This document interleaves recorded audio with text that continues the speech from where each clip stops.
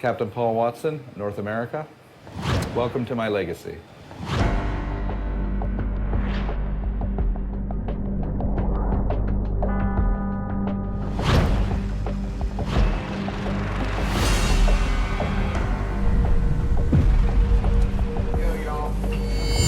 Hang on. Okay, we're good. Sea Shepherd's completely different than Greenpeace, whereas Greenpeace was a protest organization. Sea Shepherd was an interventionist and is an interventionist organization. I just got tired of watching whales and seals die and just taking their pictures, so that's why I set up Sea Shepherd, to be a much more aggressive organization and to get results through direct intervention.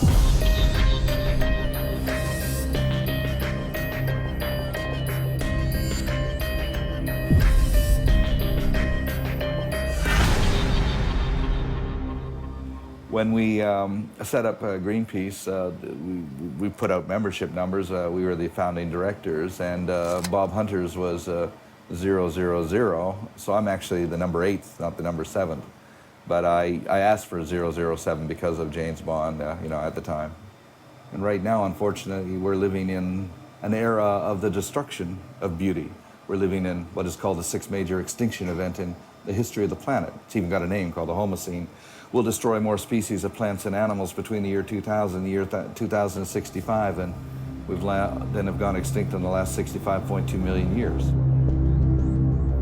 A defining moment in my life, one which really set me on a completely different course, was in June of 1975, and I was a member of the Greenpeace expedition, the first Greenpeace expedition to protect whales. And Robert Hunter and I had come up with this idea of putting inflatable boats between the harpoons and the whales so as to protect the whales. Suddenly the captain on the Soviet vessel came down the catwalk, and he screamed into the ear of the harpooner. Then he looked at us and smiled, and he went like this across his throat, and that's when we realized Gandhi wasn't going to pull us through that day. And a few moments later there was this incredible explosion, and this harpoon flew over our head and slammed into the backside of one of the whales in front of us.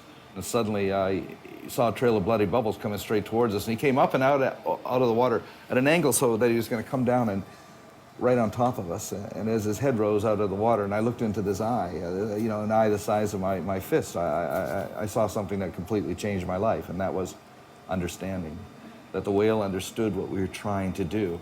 Because the easiest thing for him to do at that point was to come forward and crush us, but instead I saw his muscle strain, he pulled back and he began to slide back into the sea, and I saw his eye disappear beneath the surface, and he died.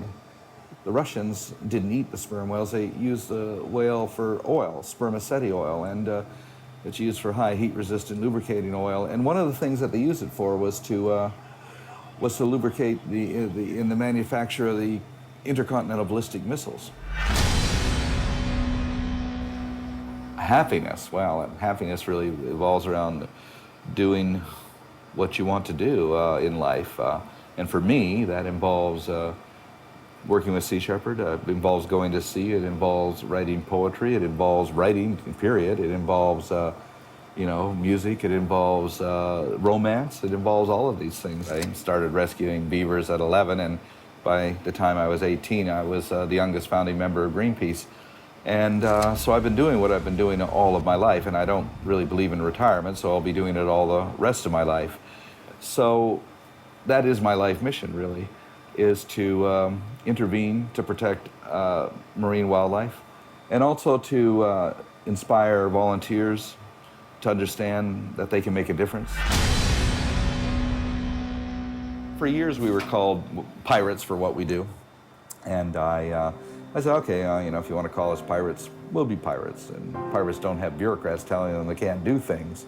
And really, when you look at it, the biggest pirates of all are presidents, prime ministers, and heads of states. But so we do it more out of a romantic endeavor, and finding a catchy symbol to rally around. And thanks to Johnny Depp and Pirates of the Caribbean, it's even given us more of a boost since then.